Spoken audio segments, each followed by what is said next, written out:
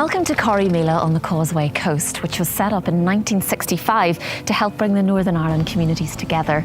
9 years later, it was to be the catalyst for the birth of the voluntary housing movement. And today, as a result of that, we have the housing associations which have revolutionised social housing here. In this short programme, we'll be talking to some of the people that made it happen. But first, let's speak to Leslie Morell, one of those who helped bring everyone together back in 1974. A very mixed group of people assembled at Corrymeela way back in December 1974. And we had people from the housing executive, we had the minister, we had leading businessmen, but we also had representatives of paramilitary organisations and tenant groups. It was a very mixed bag of people indeed, but they all worked together and all came to an agreement that voluntary housing would answer some of the problems which we were having in Northern Ireland at that time.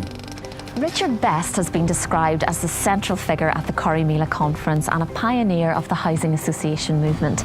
In 1974, he was the director of the National Federation of Housing Associations in London, and since then he has remained one of the leading figures in housing in these islands. He still remains active on housing issues as a crossbench peer in the House of Lords. We've been to Westminster to talk to Lord Best about his recollections of Corrymeela. I remember Peter McLaughlin, who was very central to all of this. Paddy Doherty was the great character. I'd never met a Paddy Doherty before, so this was an education in itself, and he was terrific. And there was this sense that people came from communities and were part of communities and were doing things for and with their own communities. And that was a kind of different flavour to the feeling in the rest of the UK. Yes, we like to think that we were kind of doing things with the people, but it was a middle-class operation that was operating on behalf of the communities in the rest of the UK. There you felt it was the communities themselves standing up for the things that they needed. And that sense you don't want to lose that. That was a really important feeling. There's a lot of downsides of having strong community feelings, but there's some upsides too, and playing into that strength, that's important. There are many people who believe the social housing movement was a key contributor to the peace process, improving living standards and calming discontent. So now let's go back to the 70s to remind ourselves why the housing association movement was so badly needed.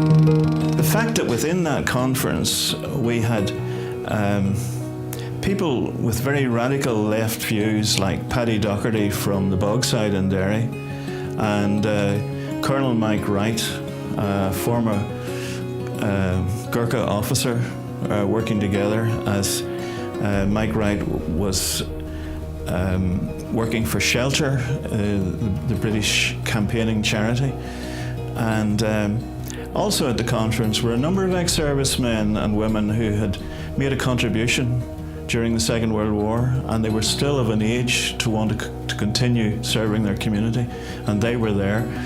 And then there were radicals like Hugh Logue from the SDLP, who'd been involved in the civil rights movement, and yet all these people could come together at a conference in a centre which was for peace and reconciliation, Corrymeela.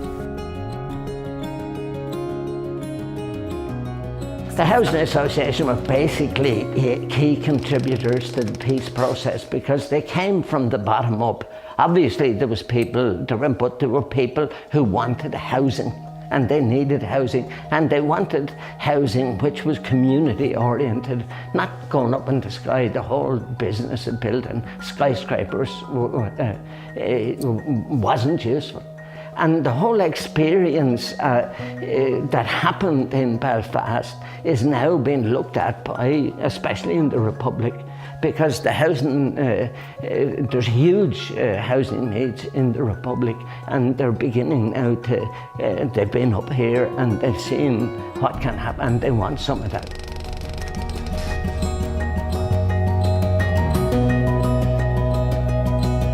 I was was employed by Connswater Housing Association, which was based in Mersey Street in East Belfast, just near the shipyard. And we had 2 housing action areas which had about 350 property in each.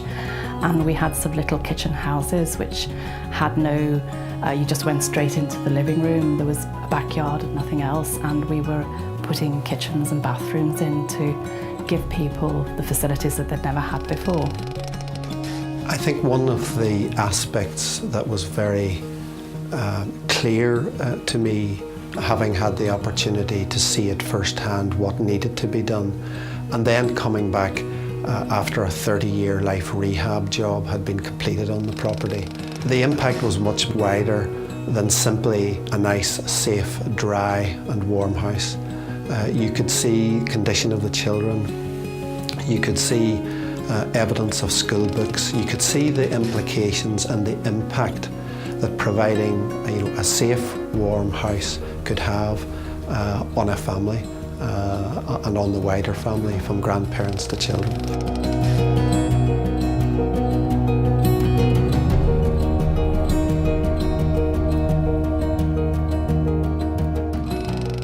I can remember going in to visit 2 elderly people, and Mrs. Clements said to me, "Run upstairs and see what we have upstairs." So I proceeded, I fell up the stairs. They were so steep, and these were 2 very elderly, infirm people, and they just thought it was a little palace they had. You couldn't stand up in their bedrooms.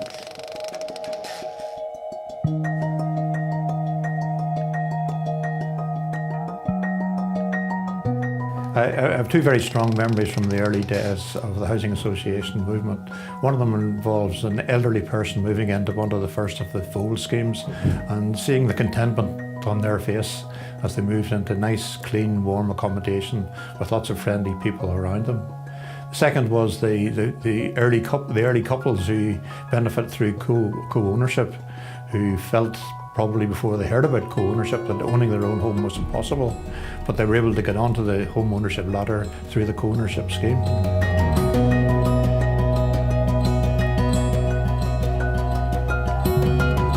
It actually was a couple of people who handed us their houses because they were moving to better housing. And I remember the woman who handed us the houses saying to me, "Good luck," I was a priest at the time, "Good luck, Father, and I hope it works out well for you and the men who live there, because I'm going to now a lovely new house that the Housing Association has built for me, and I'm really looking forward to it, so I hope it works out for you, and I hope it works out for..." And I met her years later, and she was very happy in her new house, and we had a very good success within our house, and so there's one small story. One man who recalls clearly the housing conditions of the 70s is former Direct Rule Minister Ray Carter. I went to visit him at his home in Berkshire, where he talked fondly of his recollections of helping the Housing Association movement in its early years. Ray Carter, you were Housing Minister, part of the Department of the Environment in Northern Ireland when the Housing Association movement began. What are some of your memories of this time? Basically, they're good memories. In fact, I have no bad memories really of my whole time in Northern Ireland. The Housing Association, acting in an independent way, was able to introduce new ideas, take people out of overcrowded areas, build areas like Pole Glass, which I was responsible for introducing, and it's made an enormous impact on a lot of the social problems that arose out of the way housing was managed from a political point of view, and put it strictly into the area of housing provision. And can you remember from that time one human interest story in terms of housing and the changes that the movement delivered? I remember once, on a fine day, I went into West Belfast, and a couple of women were coming past, and I introduced myself and I was talking to them. We were having a good chat. I think they were pleased to see me. While we were talking, a young firebrand came up and started berating me, and they turned on him and said, "You know, he's come here to do some good." And he was browbeat, he went off. Corrymeela was built not just to reconcile memories of the past, but to help pave a new future for everyone in Northern Ireland.